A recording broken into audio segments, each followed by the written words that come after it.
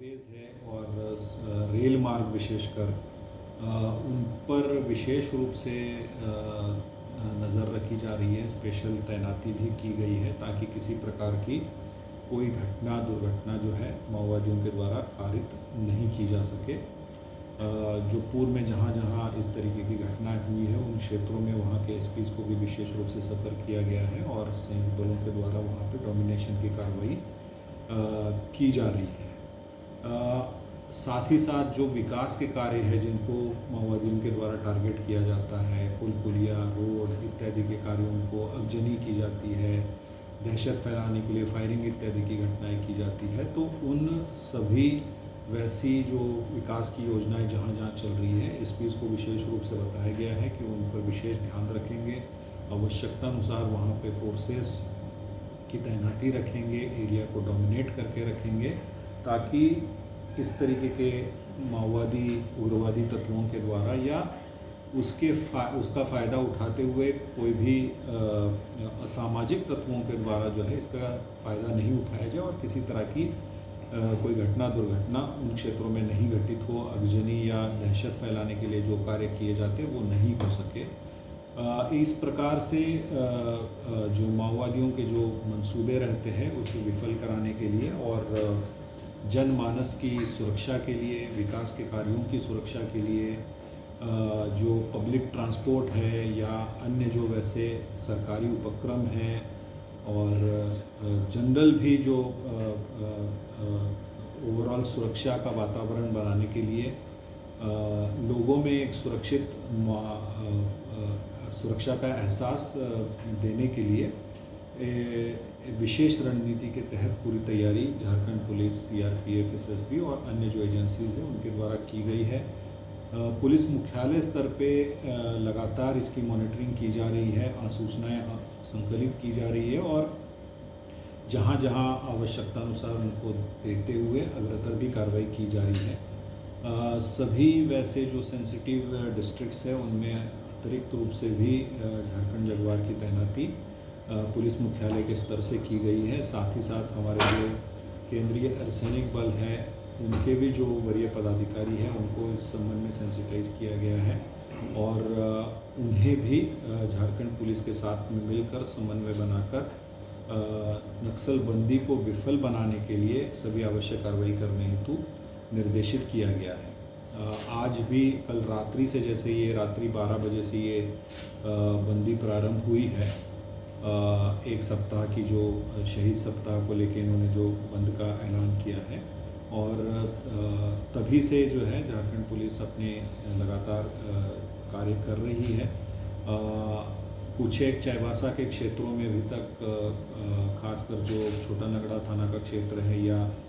तिरिल, कोसी, वलीबा और अन्य जो कुछ कोल्हान के क्षेत्र है, सारंडा के क्षेत्र है, इनमें अभी कुछ माओवादियों के द्वारा लगाए गए पैम्पलेट,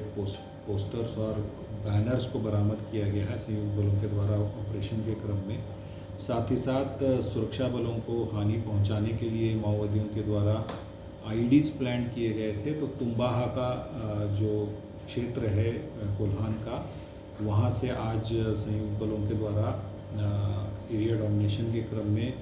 एक 5 केजी का प्रेशर आईडी बरामद किया गया है और उसे भी निष्क्रिय किया गया है। जैसा कि आप जानते हैं कि झारखंड पुलिस और संयुक्त बलों के द्वारा विगत वर्षों में जो लगातार माओवादी संगठनों के खिलाफ कार्रवाई की जा रही है उससे माओवादी बहुत ही सीमित क्षेत्र में जो है सिमट कर रह गए हैं। उनके ज़्यादातर जो शीर्षस्थ माओवादी नेता हैं वो या तो पकड़े गए हैं, अरेस्ट हुए हैं या उनके द्वारा झारखंड पुलिस और केंद्रीय अर्धसैनिक बलों के सामने आत्मसमर्पण किया है या मुठभेड़ में मारे गए हैं। तो ये निश्चित रूप से जो इस तरीके से बंदी डिक्लेयर करना, अभी भी 25 तारीख को माओवादियों के द्वारा एक दिवसीय झारखंड बिहार की बंदी डिक्लेयर की गई थी, जो कि मुख्य रूप से जया उर्फ चिंता जो इनकी सैक मेंबर है, स्पेशल एरिया कमेटी मेंबर है और सेंट्रल कमेटी मेंबर विवेक दा की पत्नी थी और नारी मुक्ति संगठन से लेके इनके जो भी फ्रंटल ऑर्गेनाइजेशंस है उनकी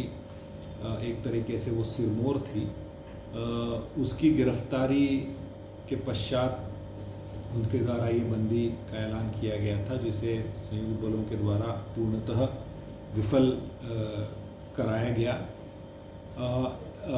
ये एक हताशा दिखती है माओवादी संगठन में, क्योंकि लगातार उनका जनाधार घट रहा है, लोगों में उनकी असलियत सामने में आ रही है, जनता के सामने में उनकी असलियत सामने में आ रही है। खुद के बचाव के लिए वो जो आईडीज़ प्लान कर रहे हैं, जिससे कि गांव वाले ही ज़्यादा जिसमें ज़ख्मी हो रहे हैं, तो लोगों के सामने में उनकी असलियत सामने में आ रही है। ये बस अब लेवी का पैसा कलेक्ट करने का काम करते हैं, और जो अपने आप को गांव वालों का हितैषी बताते थे, उनका असली चेहरा सबके सामने में आ गया है। तो उनका जनाधार जैसे जैसे घट रहा है, तो ये जो निराशा, हताशा जो संगठन में, वो फ्रस्ट्रेशन सामने में आ रहा है, जिसके चलते उनके द्वारा इस तरीके से कोशिश की जा रही है बंद डिक्लेयर करने की या अन्य तरीके से किसी तरह से अपना वजूद दिखाने की। परंतु सुरक्षा बलों के द्वारा,